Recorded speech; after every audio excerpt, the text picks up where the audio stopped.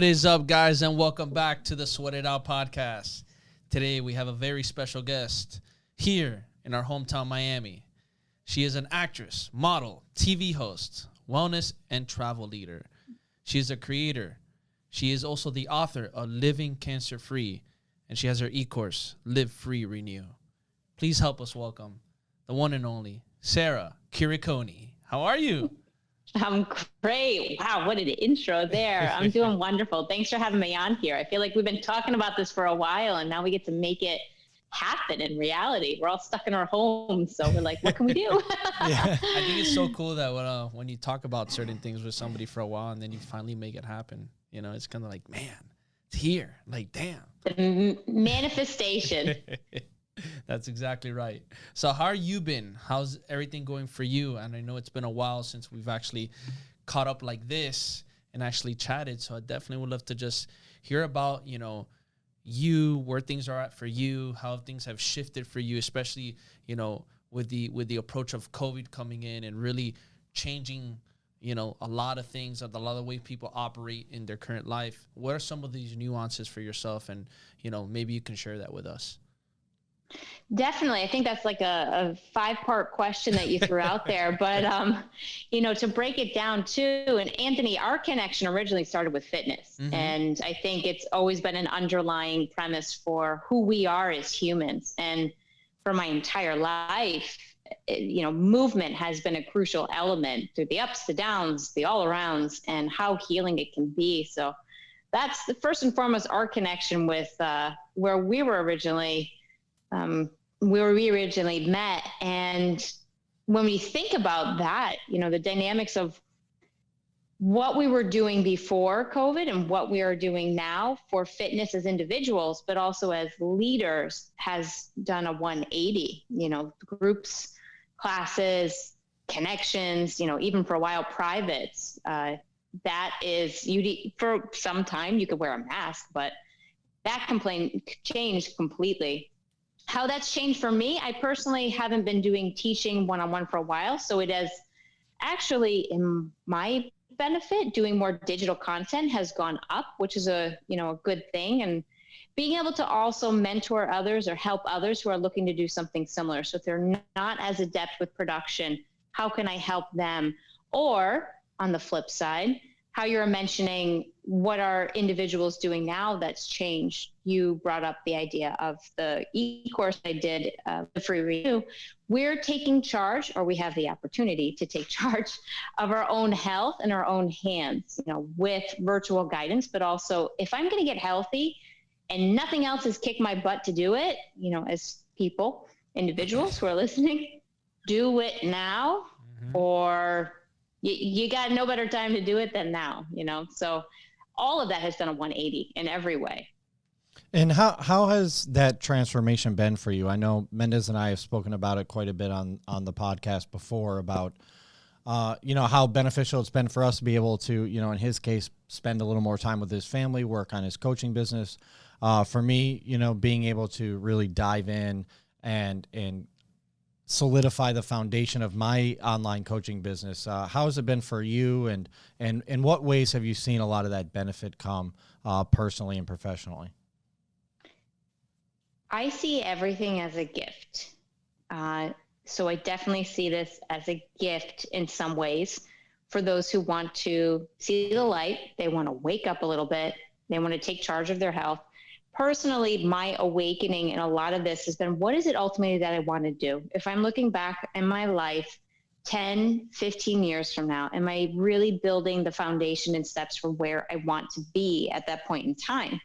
And when we were go on this continuous cycle and hamster wheel, this gave us the opportunity to pause, to stop, to ground, to go inside, literally and figuratively, and say, what am I doing? Do I need to redirect this?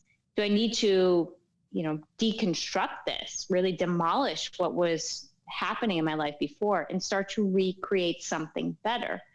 That's what I saw a lot for myself. Instead of focusing so much on going and traveling and filming, and I said, what is it that I ultimately want to do? And I'm still doing all of that, just in a different format now. That's a little more, it makes more sense. which is the beauty of the outcome of all of those kind of things. Instead, I said, I've always wanted to act. I love being on camera and in a non-narcissistic ego way. It has nothing to do with that. But what can I emit through the camera to somebody else at home? How can I impact people in a greater manner? While I love doing classes in one-on-one back in the day, I also grew very tired from it, and I wasn't happy for a long time doing it. Mm-hmm. I was like, if I'm going to go out, I'm going to go out before I become that miserable teacher who nobody wants to work with. Yeah, sounds familiar. Go out on a high note. Yeah. Go out on a high note and really go recreate something else. Otherwise, I'm complaining to the masses, and that doesn't help anybody. Instead of being a complainer, be a doer and do something about it. Mm-hmm. That's been the biggest shifter of what do I want to do now. So I started doing acting classes, getting into acting groups. I'll be in 3 films upcoming next year, building reels, pages. Thank you. So I'm a big believer, if you want to do something, stop talking and do it. Yeah. And just go. I'm a person who goes all in. For better or worse, I go 1,000% into something. I love hard. I work hard. I play like a 2-year-old. Yes. But when it comes down to it, I'm a professional in every way in that manner. With the creativity in the child, just kind of like is always chirping in the background. So it's kind of a good balance for me, which is why the idea of creativity, I have to have that in my life. Fitness moves the energy and the emotion through me, but then the creative output becomes the beautiful piece. I feel like I just gave like a monologue there. Oh, it was great. It was fantastic. Jump in there. It was fantastic. I'll took over the scene. I'll save you for a couple of minutes. I think that you brought up a really good point, and it's something that I thought in my own head, and something that Anthony have talked about a lot just in our personal conversations is, that transition between being an in-person coach and being an online coach, or doing anything in the online realm, right? It can be a very difficult transition for a lot of people, because you almost lose that sense of identity. Like, okay, it's a whole new realm that I'm in. Are people really going to think that I have the authority that I had before, right, with my in-person clients? Like, for me, and I know Mendez feels the same way, like I could go to Whole Foods and get an in-person client in 5 seconds, right? It didn't matter. I can meet them in the line. But online, it takes a little more effort. You have to really establish that connection. You have to find that middle ground with the person that you might have immediately had with someone who lives in the same city as you or goes to the same places as you. And that can be difficult. And, I think as difficult as that may be, though, if you're a high achiever, if you're an action taker like we all are, you get to that certain point in your career where, like, just counting cash and clocking in and out of sessions isn't enough. It's not fulfilling enough, right? You need something more. You need to be able to spread your wings and show that creativity, like you said, right? Because as creative as you can get with individual workouts, there's, it's a different feeling when you're producing content and, you're able to deliver to the masses, instead of maybe, like in your case, at most, I'm sure you probably did classes of, 100 at a time or so. So, it's a much more substantial thing. How was that transfer? How was that transition, really for you mentally? And did you kind of come across any of those identity hurdles that Anthony and I have gone through? I will start with, my journey has been very unique, that I started this years ago. I've been doing on-camera work for like 6 years now. Okay. Anthony, you've seen a lot of the work that I do. And I've been doing in front of, like, talking, speaking, hosting. Those have all been doing for a long time. Yoga videos. I was comfortable with online classes before there was really a lot of online classes, like the demand was there. So in that respect, it's been easier for me to dive head in, where I've been doing more and more content and starting to build a team. That's really been my focus, because the way I can relate, because I don't do private coaching anymore. I don't do one-on-one. I don't do group things. I'm like, here's the stuff. You want to hire me to create something? I get money from brands, not necessarily from clients. I'm more of a brand myself, and I'm more of, I see it as like product partnerships. My background's in marketing and advertising, so I work more seamlessly more B2B than I do B2C. Okay. For that manner, the program is direct B2C. However, I want to get partners on board. That's where my mind thinks. And it's like, how do we scale this? And I think in a business sense like that, because I think the most successful thing, and this might be helpful to all of us as fitness leaders, is how do you start to generate revenue and income while you're sleeping? That's when you start to build the success, because you have only a limited amount of hours in the day. You are one person doing it all. Like right now, we're all managing 10 to 15 different hats. But if you're sleeping in those hours, that's where you can scale, because then you start to think not just in one city or one time zone. You start to think globally. That's how my mind has always operated. How do I as a brand start to operate on a global scale? And to that benefit, what this pandemic has brought us to is for all of us to take a step back. And if we are brands, you know, and Anthony, I know you 100% are. Josh, I don't know that much yet about you, but as we're brands ourselves as individuals, we're forced to get very clear on what our message is. What is our why? What is our message? Because if we're not clear, we're going to get washed with the masses. So it's created a survival of the fittest. Fittest. I'm thinking like we're talking about fitness. Survival of the fittest fitness. And how do we start to really own in on what that why is? Because then it gets a lot easier, as you were saying, Josh, to take that from the supermarket perspective. How do you translate that into online content? And say if being face-to-face isn't for you, guess what? There's blogs, there's podcasts, you can do voiceover, you can do, it's endless, you know? Right. So it's really more about what's the excuse that's standing in your way. And for most humans, not just fitness instructors, it's change. I agree 100%. I agree 100%. I think that's why I think COVID was such a like you said, you took it as more of a gift. Obviously, I don't take into account all the stuff that it did, you know, lives that, you know, were costed by it. And hey, I get it. That's a lot of things happened.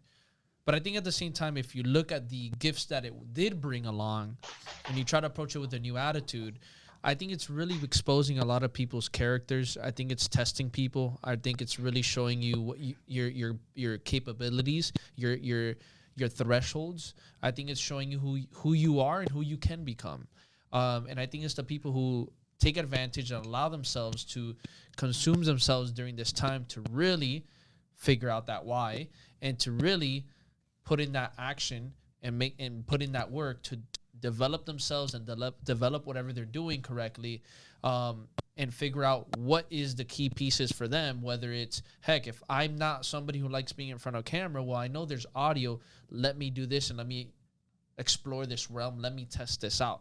There's so many key pieces and components. There's so many tools, so many resources out there for everybody to play with. And I think it's like you said, people are so scared of change. You know, when Corona first hit, everybody was freaking out, you know, and then you look at people who are used to change, and especially entrepreneurs and high performers, instantly you see within that first 2 weeks to a month, they already knew, like, okay, boom, this is where we're moving. This is the game plan. This is where things are shifting. And that's what sets them apart. You know, and because they can act quickly on that change. So I think moving into this new, we're still in COVID, but I guess it'll be a year now of COVID. I think that there's going to be, I think people say, oh yeah, we've gone through the change. I think there's going to be even more change. Oh, a lot. Even more than during this time of COVID, because I think now it's just like people are starting to sit already. Okay, we got used to what this is, but something else is coming. You know, and I think people are going to be faced with the... I hope so. Yeah. I hope we continue to change.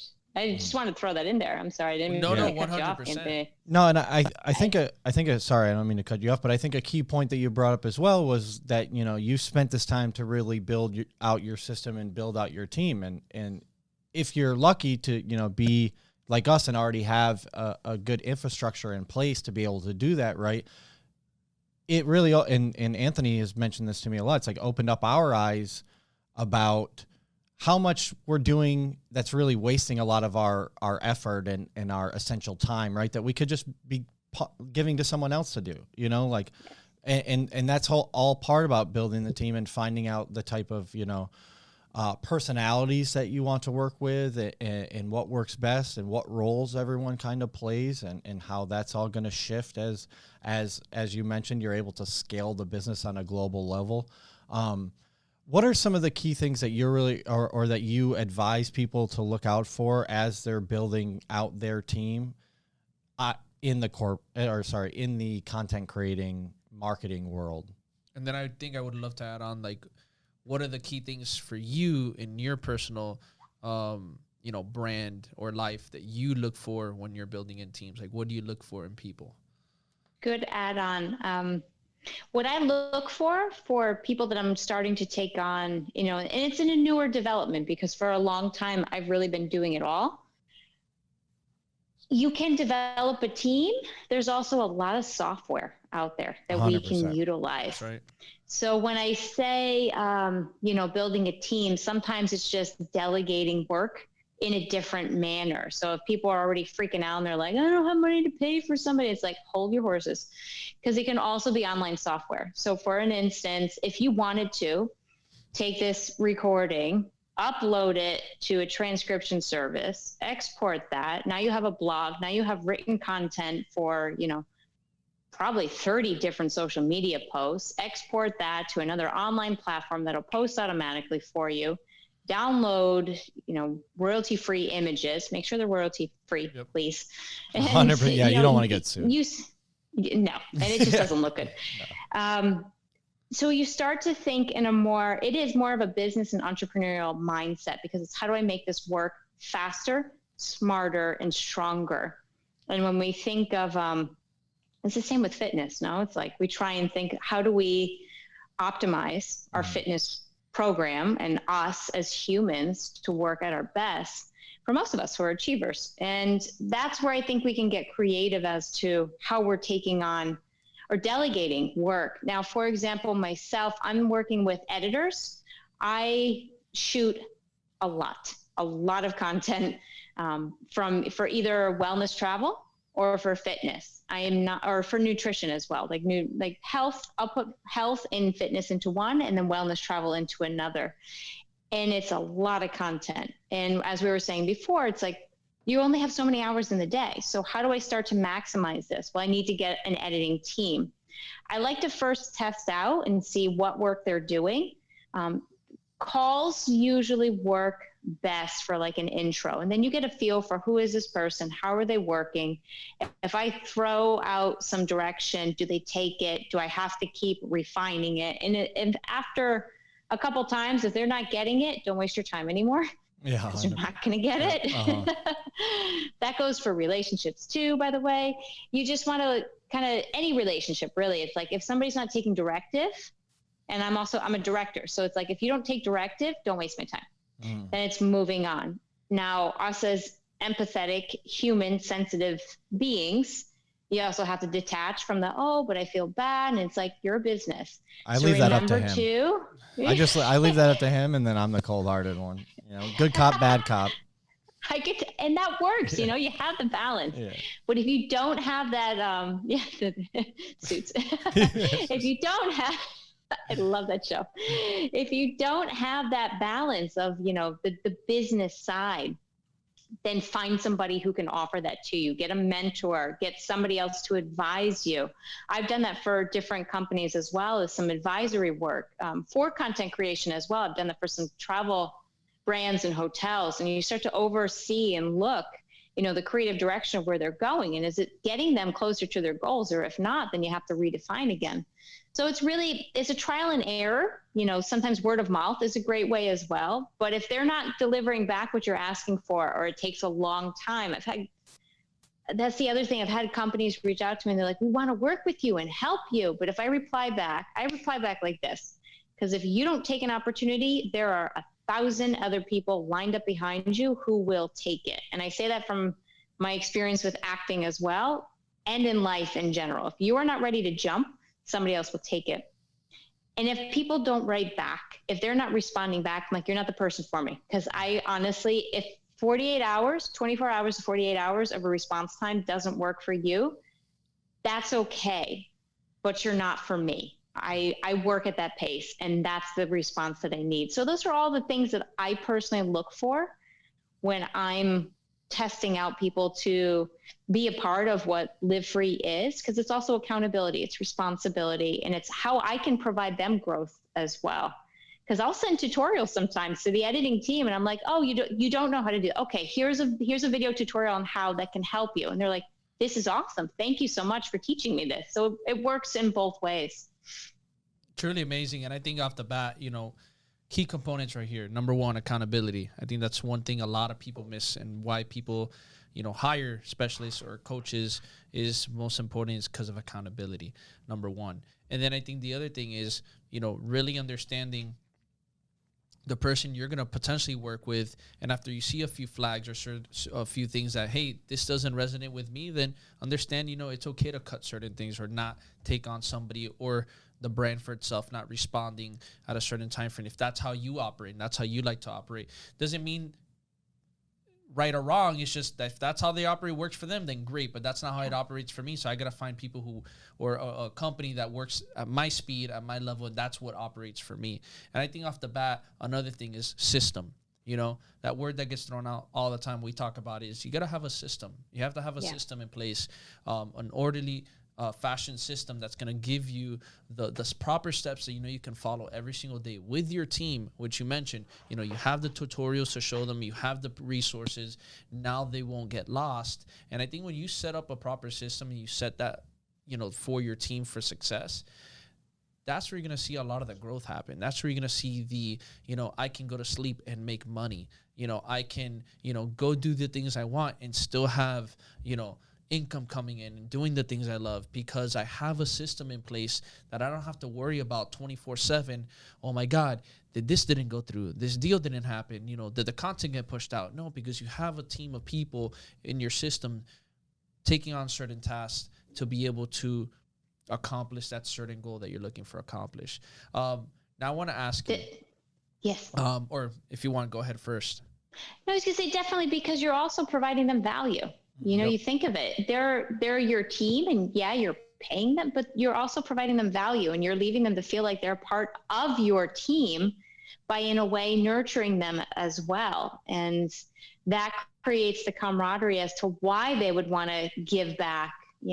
Nobody's going to care about your business as much as you do. That's right. A fact. That's right. However, how do you get them to give back at least like a 75% return rate, So it helps. It's like, what value are you providing to them as well? I love that. Absolutely love that. So my question was for you is, somebody who's new to business, doesn't matter what field it is, but just new to business, entrepreneurship, what is your first approach when building out a system and putting certain things in place, besides the team, just other components, and then adding your team to that? Great question. As fitness leaders, we tend to think in that one frame, that one direction. It kind of works the same in business. If somebody wants to get fit, you're not just going to say, okay, we're going to get you fit. You're going to say, what are your goals? Then you're going to break that down into smaller basics. Then you're going to provide the tools on how to. Then it's the dedication and consistency. So I think when it comes to business, it operates the same. It's the same kind of mental strength that you start to develop. What are your goals as a business? What do you want to achieve? You can set out like 1 month. Technically, I would set out like 1 week, 2 week, 1 month, 20-year goals. And how do you start to achieve and build up to that? But then you break it down even more. What do I need to do to achieve that? Then you break it down even more. What are the resources? What do I need to learn? Do I need other people? Do I need to get camera equipment? Most likely no. Except for fitness, please get good audio. Because if we can't hear you, nobody's going to watch you. I promise you that. Uh-huh. I always say now, especially audio above, camera. Because your phone can shoot really good camera as it is. You're better off spending more money on a better audio than actually a camera first. Agree completely. There's plenty of wireless options and like little Rode plugins that you can use, but I'll say that for a production interview. But I would I would think in the same way that you do it with something you know. So if you know fitness, think of how you help a client approach their fitness goals. Do that to yourself. How do you approach your business goals? And you start to think of the grand finale, not really finale because we'll always be progressing.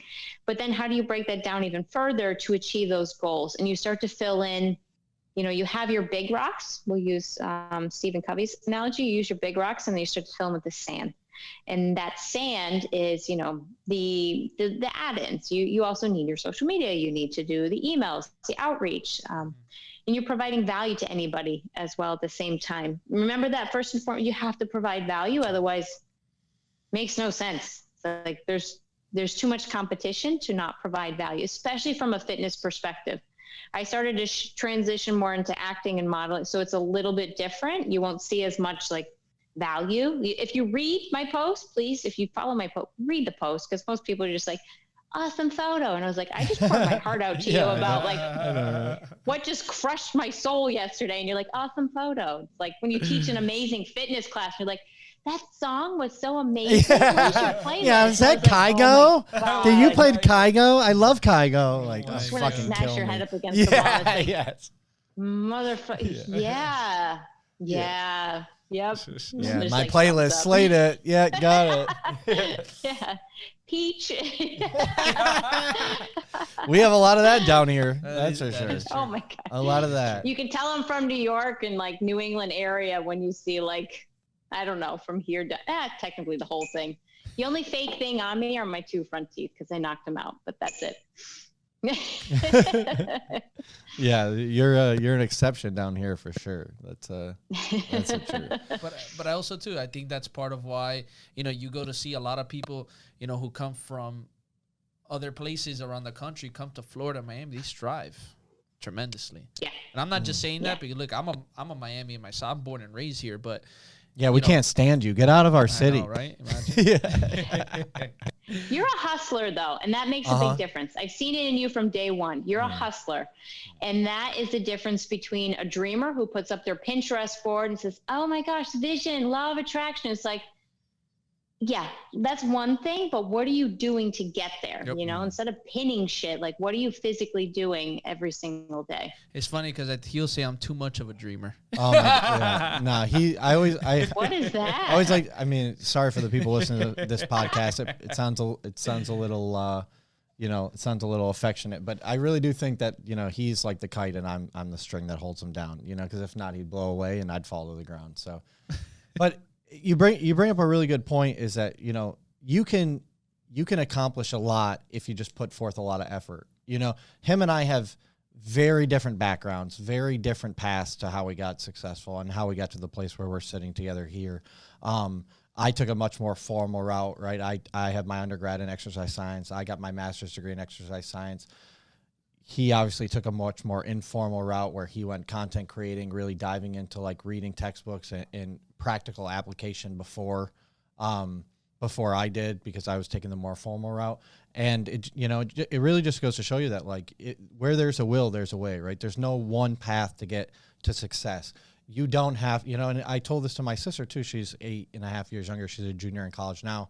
When she was thinking about going to college, she wanted to become a personal trainer, like a strength coach too. And I told her, well, if you want to work with collegiate athletes, you got to go to college. If you don't, come work for me, save yourself $100,000 because she goes to the same private school I went to. Save yourself $100,000. I'll give you 50 textbooks that probably cost $500, and you'll learn everything you need to know in a year that you would have learned in 4 years in college, other than like becoming responsible, waking up, all that stuff. But there are so many different ways to find your own happiness and find your own success in business or in life or whatever. And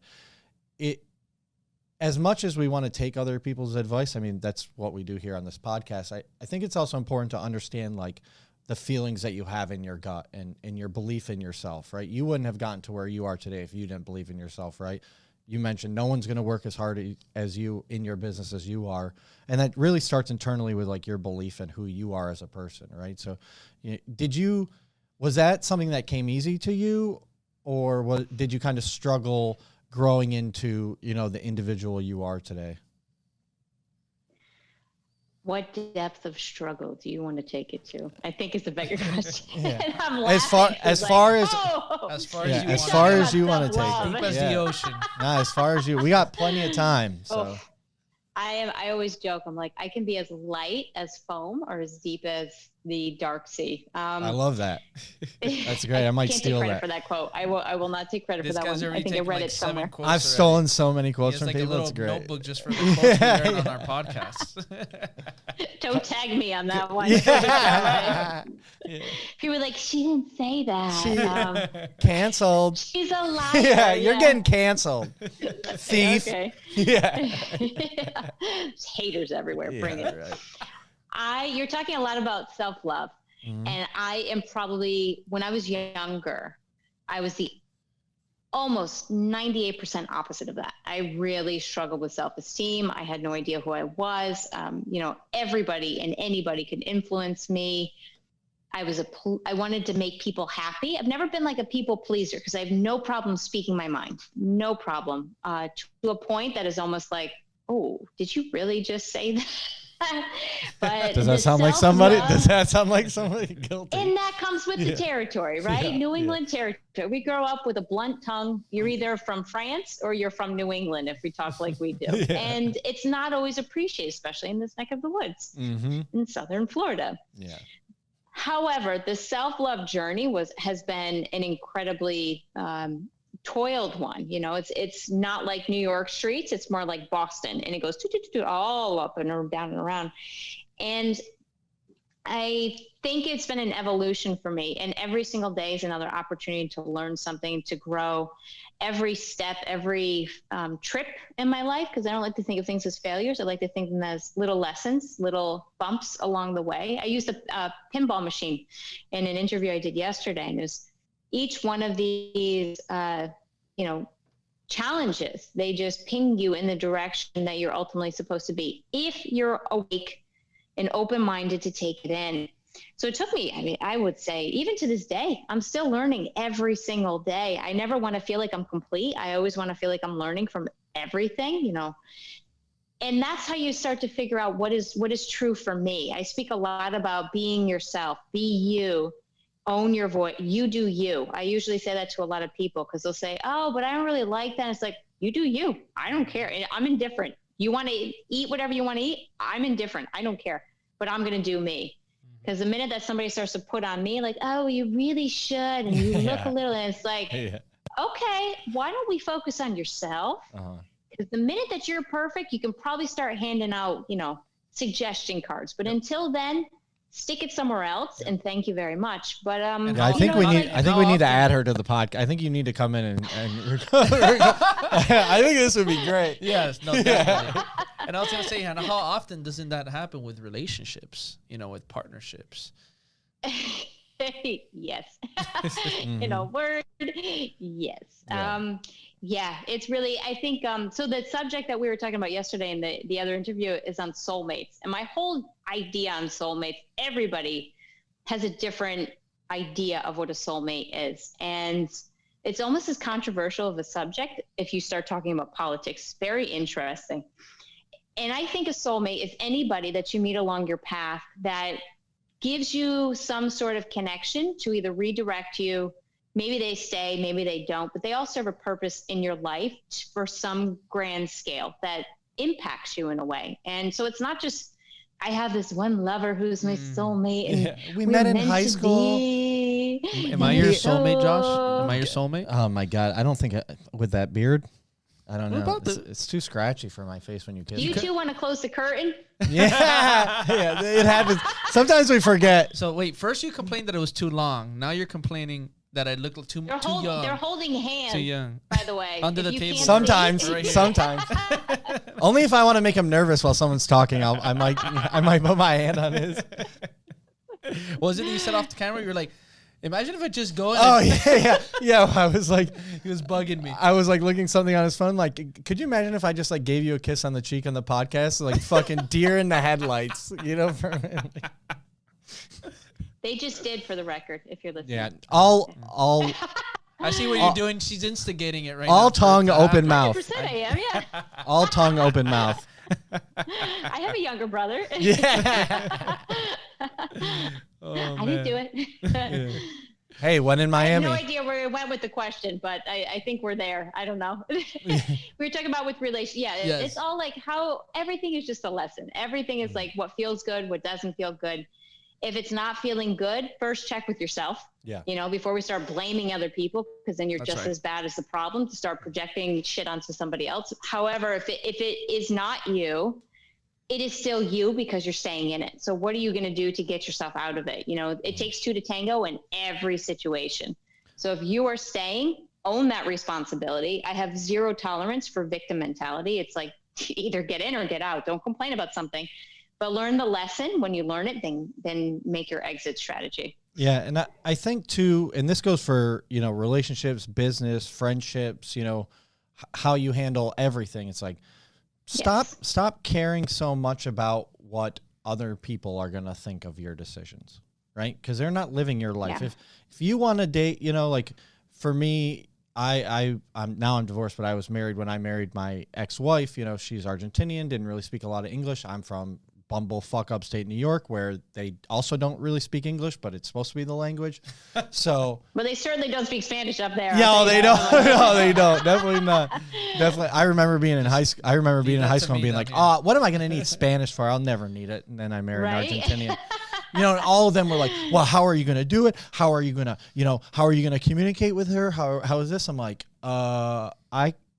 I'll speak Spanish to her. Like I can learn, but if I had just taken their advice, well, how am I going to talk? Well, how are we going to get along? There's so big of culture differences. Like, but I mean, obviously it didn't work out, but that's for other reasons, but if I had listened to them, maybe I wouldn't have gone down that path, right? Maybe I wouldn't have married her. Maybe I wouldn't have learned all of those lessons over the, 4.5 years we were together and 3 years that we were married, and I'm such a much better person because of all of those trials and tribulations that I had to go through in the marriage, but I would have never learned any of that stuff if I had taken all of my family's and friends' advice.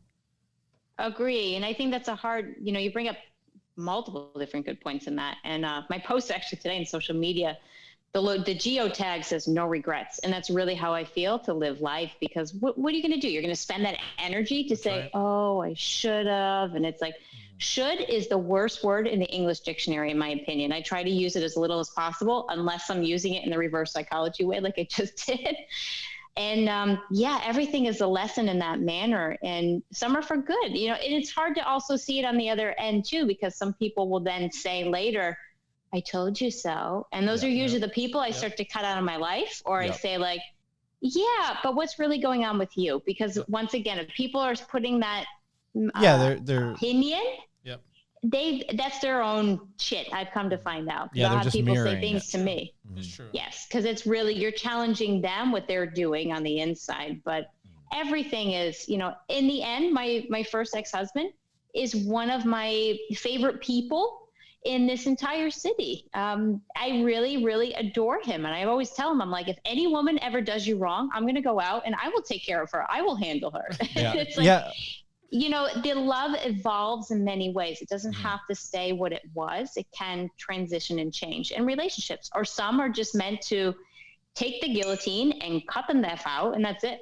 But that's for you to decide. Yeah, we're nice. I mean, we're nicer to each other than I think we were even before we got married and when we were dating. It's like so much less stress involved, and you can, again, right, kind of transform that relationship into a new chapter, and it doesn't have to always be negative or, at each other's throats, which is correct. Which is another thing. Everyone's like, oh, you guys are going to be fighting all the time, all this stuff. And then I tell them like, nah, we text, a couple times a week, and I check in with her, and she's in LA and I'm here and everything is fine.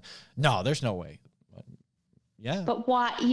But why? Why? Right. Why? Exactly. Who said that? And who is that idiot? Because honestly, I think that they're, talking stupid, but they should run for politics. Throwing stones in glass houses, Oh, but it's it's the same people telling me like, oh, all Republicans are dumb, or like all people who don't live. I had one former client of mine tell me, oh, anyone who doesn't live within 200 miles of a body of water, they don't understand. I'm like, you realize you're talking about my fucking family, right?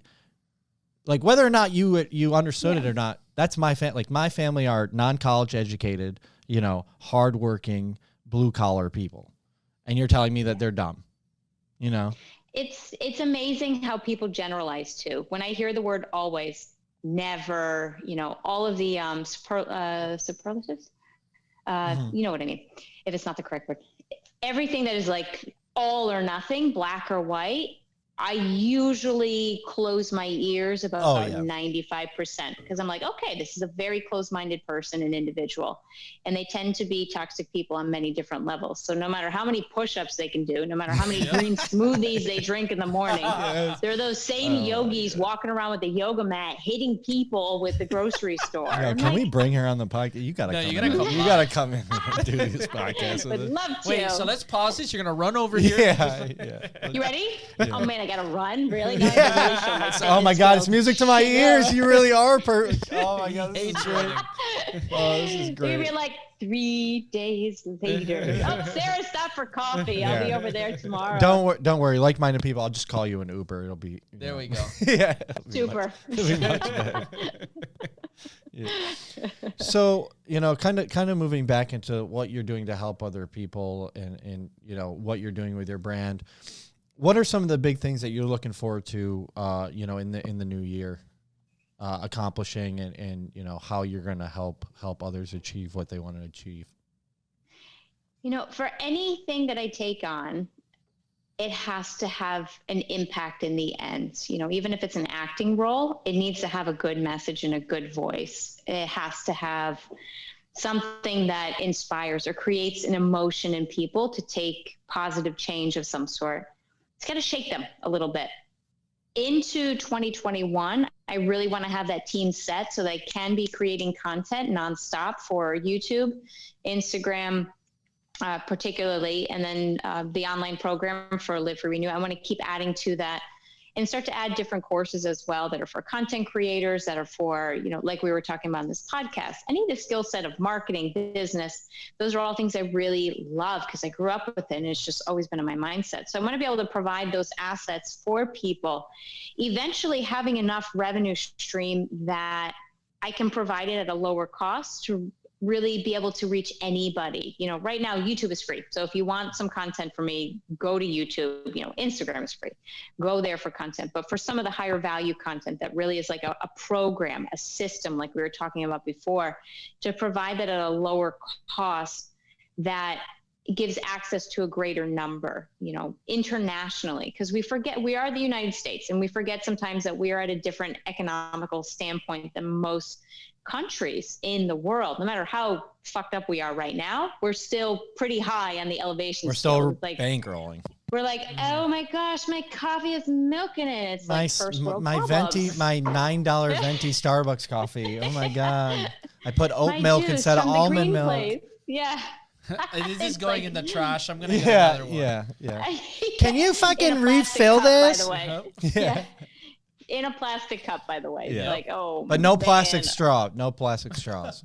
Just those shit. Those shit degradable. Then I need Botox on the lips after. Yeah.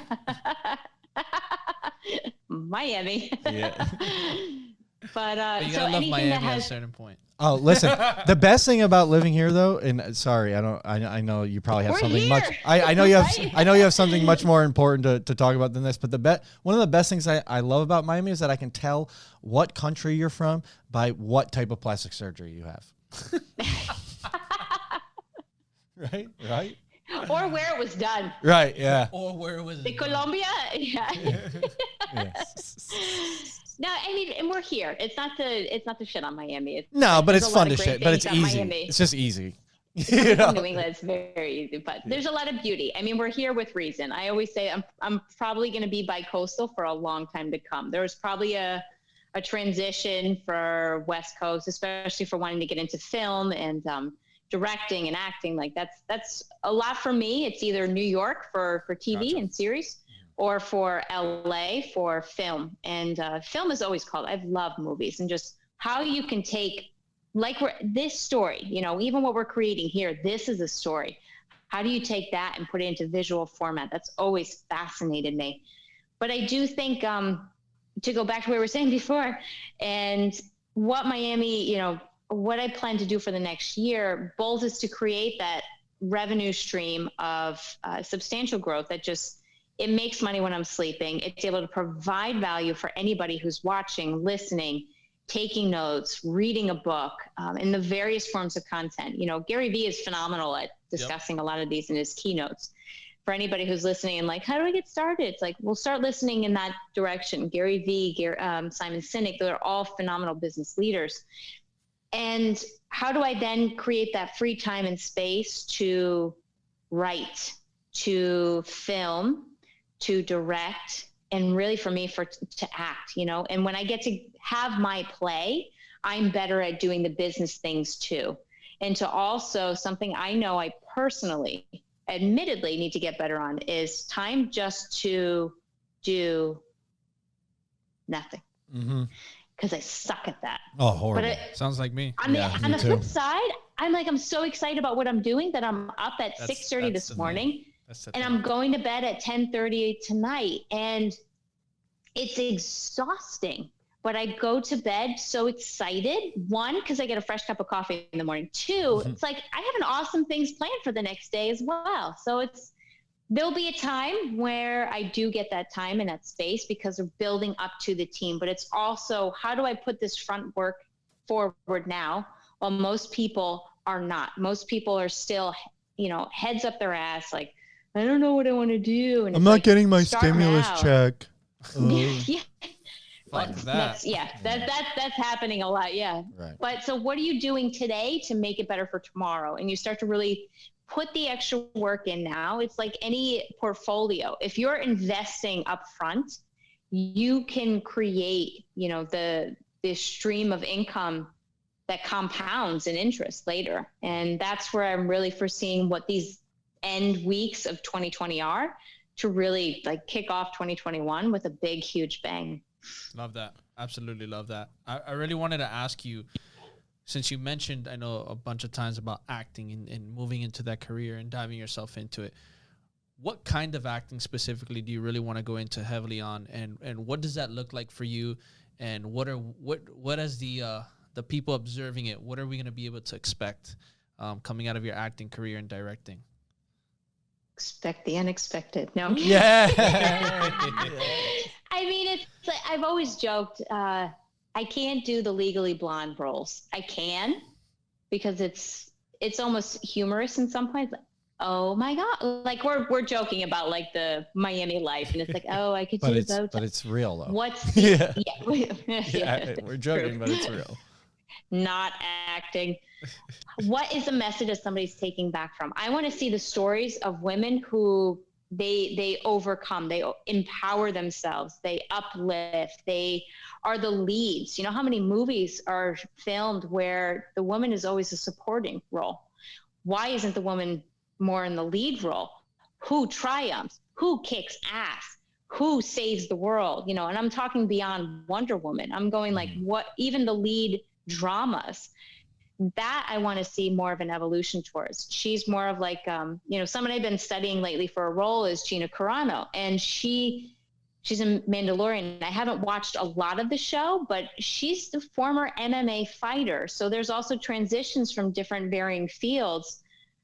And, I'm taking on certain roles that have a movement element and aspect to it because of my background in fitness and yoga and being able to morph and transform. So those are the roles that I really want to foresee myself in. Like, imagine roles like Gia with Angelina Jolie, like some of her roles, but where she just comes out on top and is like kicking ass and taking names. That's what I really want to be able to portray. So the younger girls at home watching are saying, I want to do that too. I was the biggest fan of Tomb Raider when I was growing up with her. She was such a badass in that. I was just like, all right, I don't know if I should be. I was like 13. I was like, I don't know if I should be excited or if I should be afraid. Like, she looks very attractive, but she's also holding some pretty big guns. So I don't know how I should feel about this. Gone in 60 Seconds too. She was a monster in that. So, what types of are there like do you find that you're more attracted to roles in dramas or comedies, or like where do you kind of see yourself fitting into the film industry? I foresee a mix of, and I think you picked up on this in the interview, what comes easy, I should say, would be more of the drama roles, or some of like the dark comedies where they have that little bit of bite, a little bit of sarcasm, a little bit of New England chomp. I think for challenges, comedy could be fun for me. You know, I'm always somebody who wants to challenge myself. Or timepieces. I think that can be a really interesting thing to take on because it challenges me. And I think the reason I'm taking on acting is one, I love the ability to portray emotion through characters on film. And like I said, to give a message. Two, I don't have to live the shit out anymore because I'm like, girl has done enough in his life that it's like, can we leave the drama to the film? But also to be able to share that with an audience too, and to be challenged in different ways. Because there are things you learn in acting that you typically wouldn't take on as a skill in your everyday life. If a role, you know, requires you to be in the, I'm trying to think of the time period, but to learn to ride horses. And it's like, okay, well, I typically wouldn't go to learn to ride horses, but I'm honored and excited to do this here. Or, you know, I'm relearning to do grappling again for this upcoming role. And it's like, awesome. I get to really learn how to throw somebody down or have them throw me down. And I was like, I have a very sensitive coccyx, so don't break it. What? Now the real question Too is, many falls with a snowboard. the real question is, do you know how to ride a horse now? I have not done a role where I need to ride a horse, but I do have beginner skills in riding horses. English or Western? There we go. English, a little more proper. Okay. Yes. Okay. See, that's. But where... even languages too. I was thinking too, because we were talking about skill sets before with fitness. And something, Anthony, that you have, Josh, I don't know, do you speak Spanish as well? I'm assuming from what you said. Horribly. I sound like a 5-year-old, but I understand, you know. He defends himself. ¿Tú puedes entender español? Sí. Yo, Wait, no. Now you got me all nervous. Now you got me all nervous, and I got a real Cuban here. Ninguna idea, ¿ah? Ninguna idea. Pinche gringo, ¿ah? Yo entiendo todo. Oh, pobrecito. Sí, pero yo hablo horrible. Absolutely love it. You know, well, yeah. No, I know. He does that one. Yeah. Listen, I understand everything, which is the worst part, right? Because I can't defend myself. No, because in English, you love... Oh, I love shitting on people. Yeah. But in Spanish, when you're like shit. But I'm like, fuck. I'm like trying to translate in my head. Like, okay, yeah, this will be funny, and then I say it, but I'm nervous. I gotta start talking to you more in Spanish. Yeah, I'll still yell at you in English. I'll just yell louder in English. That'll be better. You know, that's how us New Yorkers fight back. It's just yell louder. And I promise you, Latinos do as well. Don't worry. And they throw spice. Yeah, don't worry. I live with that Argentinian. You know. They're the worst. The Argentinian women are the spiciest. And Cuban women? Well, Cuban women, but I feel like they're just more aggressive. Well, they are aggressive. Mexicanos. Yeah, Mexicans too. But the Argentinians, they're like, they think that they're like, oh, we're Italian, we're European, so they try to like swim, they try to like trick you, you know. They're like, oh, makes zero sense, but okay. Actually, a lot of them came down after World War II, like to run away from us in America. You know, Here you are. But you know, I know we're getting close to an hour, and I just want to say, one, I'm super excited for some of the roles that you potentially have coming up for you. I can't wait to see you on Netflix and Amazon Prime and some TV shows and doing some amazing work outside of content creating in the health and fitness industry, because we already know how much of a killer you are in our field. Before Anthony asks you some rapid fire questions and we wrap some things up, I want to give you the opportunity to let everyone know what's the best way to reach out to you and you know, tell them a little bit about what those types of approaches would be. You can find me across the board on social platforms at Live Free Warrior. The two main platforms, I'm sharing daily content up on Insta at Live Free Warrior. YouTube, I'm doing at least bi-weekly content up there, which is fitness videos and nutrition and health videos, along with wellness travel vlogs are going to be pumping out soon as well. And like the hub is livefreewarrior.com. Awesome. Absolutely love it. So once again, Sarah, I just want to say personally thank you, and I'm so glad that we were able to connect again, at this level, because it's been a while, and I know we've been talking for a while, and we finally made it happen. And yeah, I'm so glad you brought her on. You're awesome. She's the best. She's the best. You're awesome. Since the moment we were connected, I was just like, this is an amazing soul, and off the bat, the connection, the genuineness, the being present and seeing that you're somebody who really just enjoys, like you said, you see everything as a gift, and I see it's so true, because the way I see you approach things, the people themselves you see as gifts, and I just want to say thank you for taking this out, taking this opportunity and linking up with me and Josh and coming on here and just sharing your value, your gifts with the world and showing the amazing things you're doing.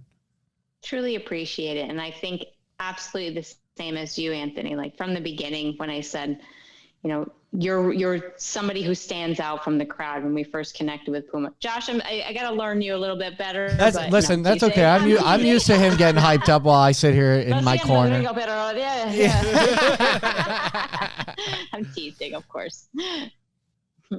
Kind of. Rapid fire. Hit me. Yeah, just get to it. All right, you ready? All right. Boom, boom, boom, boom, boom. All right, question number 1. Nice sound effects. Yeah, I tried. I know you mentioned 3 films that you were working on. Can you give us a little bit information on that, or you can't really mention anything yet? High level, it's called Made of Fire.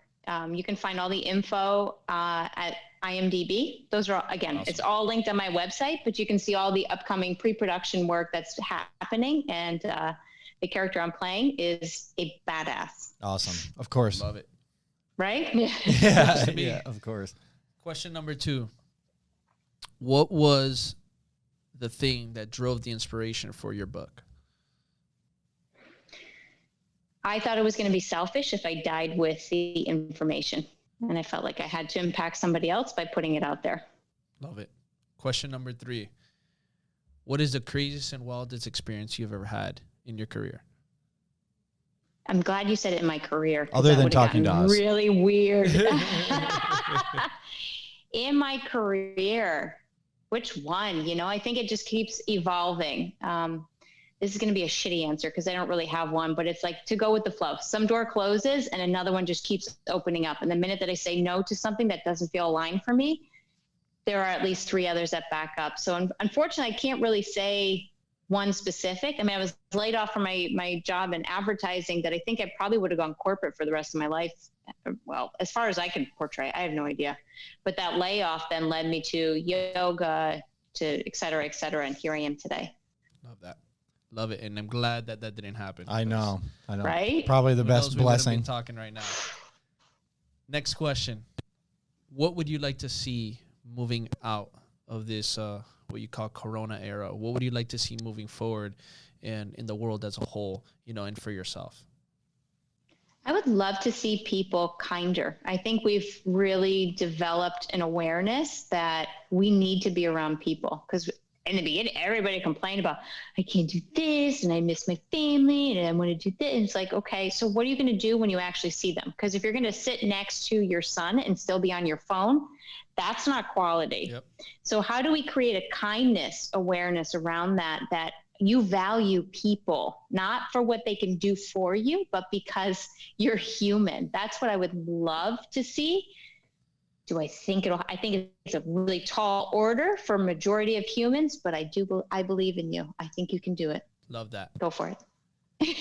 Love that. And don't hit people with yoga mats.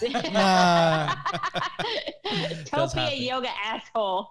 Yoga asshole. That's another one Josh is going to write down. Yeah, for sure. Right. Next question. Yeah, if you come out with a t-shirt, I want royalties. Okay, good. Bring it. Royalties. For content creators, what would you say is the one thing that they should be doing right now that you're not seeing enough of for content creators? Just keep producing. Stop standing in your way. Don't perfect it. Just get out of your own way and do it. See how it goes. Trial and error. Do it. Boom, boom, boom, boom. Scary V style. Last question. What's the biggest piece of advice you can leave off to all our listeners today in one sentence? Be healthy. Be yourself. Be passionate about what you're doing and never settle. The short of that, this ring I have right here, you of course can't see. And if you're listening, you of course can't see, but it says never settle on the inside. And guess what? Never settle. Yes. Ever. Yes. That's Ever. fucking awesome. Absolutely love that. You're such an incredible human being, Sara. And for everyone listening, please check out Sara. Check out what she's got going on Instagram, on YouTube, on her website. Make sure you guys get her ebook. Make sure you guys buy her book. I can't wait to read it myself. I'm about to order it right after we get off here. So thank you. This inspiring soul. I'll send over a copy. And a version 2 is coming out soon. Ooh, perfect.